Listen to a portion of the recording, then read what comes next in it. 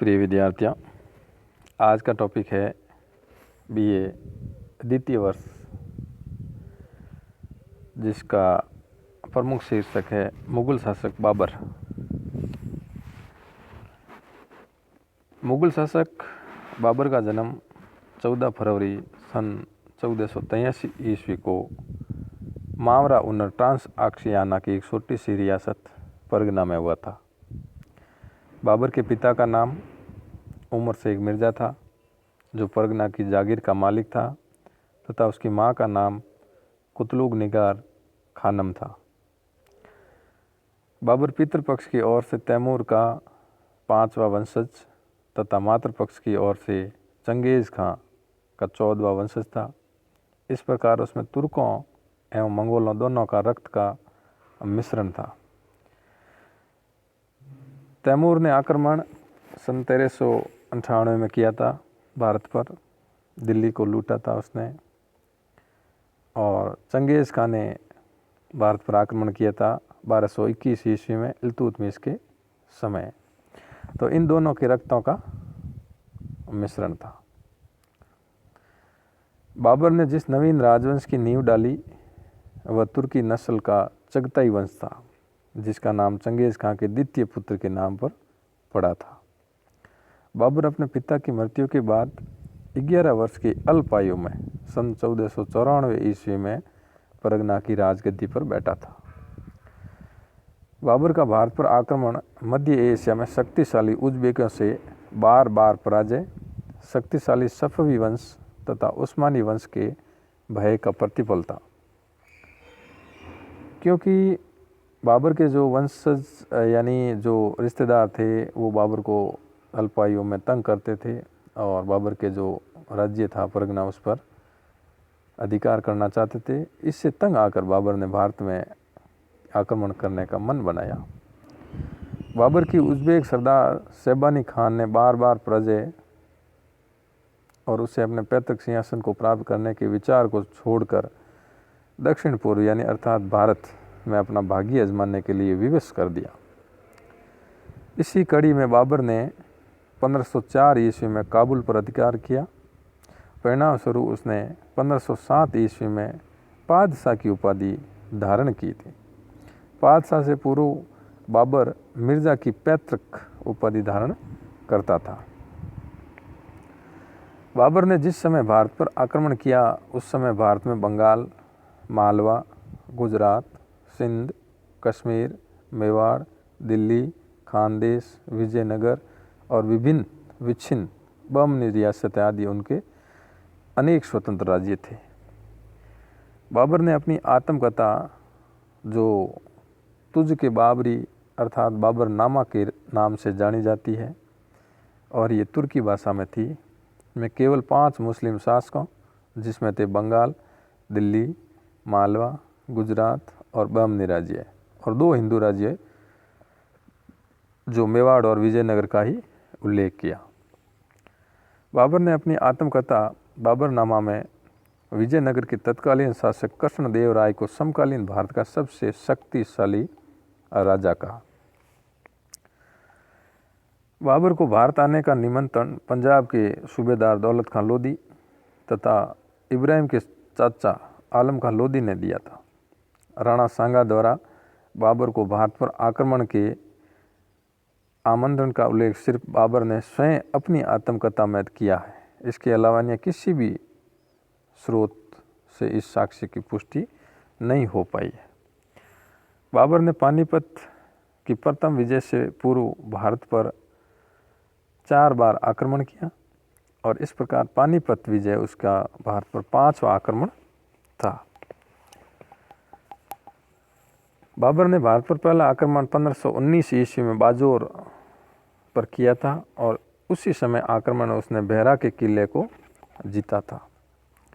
बाबर ने अपनी आत्मकथा में कहा है कि इस किले यानी बेहरा को जीतने में उसने सर्वप्रथम बारूद अर्थात तोपखाने का प्रयोग किया था। पानीपत के प्रथम युद्ध 21 अप्रैल सन 1526 में बाबर की विजय के मुख्य कारण उसका तोपखाना एवं कुशल सेनापतित्व था। पानीपत के प्रथम युद्ध में बाबर ने उज़्बेकों की युद्ध नीति, तुलुगमा युद्ध पद्धति तथा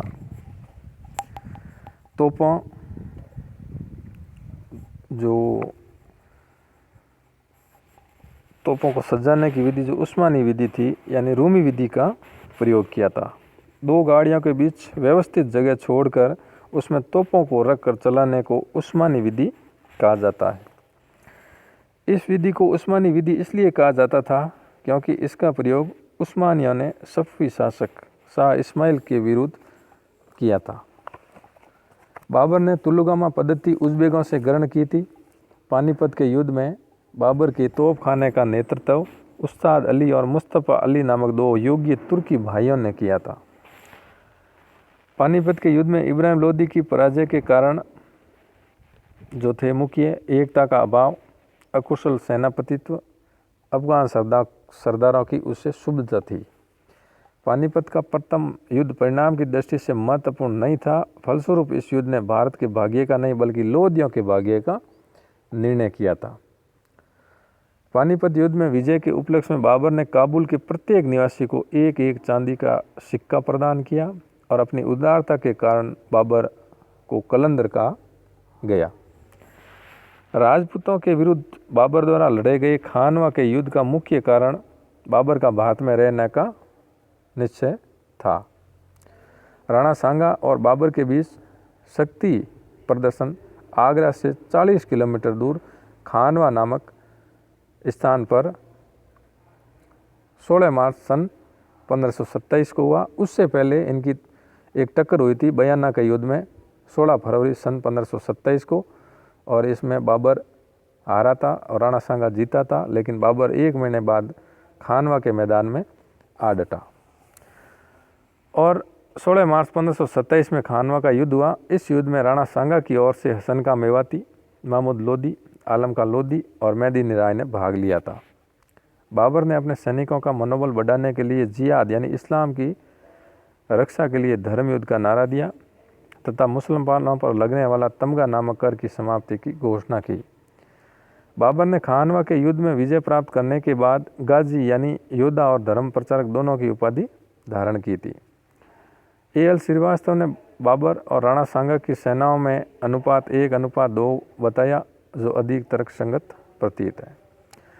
बाबर ने 29 जनवरी 1528 ईस्वी को चंदेरी पर अधिकार हेतु मेदिनी राय पर आक्रमण किया और चंदेरी का युद्ध किया और इसमें मेदिनी राय पराजित हुआ। यह विजय बाबर के लिए मालवा जीतने में सहायक सिद्ध हुई। बाबर ने इस युद्ध के अवसर पर ही जिहाद का नारा दिया था और युद्ध के बाद वहाँ पर गाजी की जो उपाधि थी उसको उसने प्रकट किया। चंदेरी के युद्ध में राजपूत स्त्रियों ने जोर वर्त कर लिया।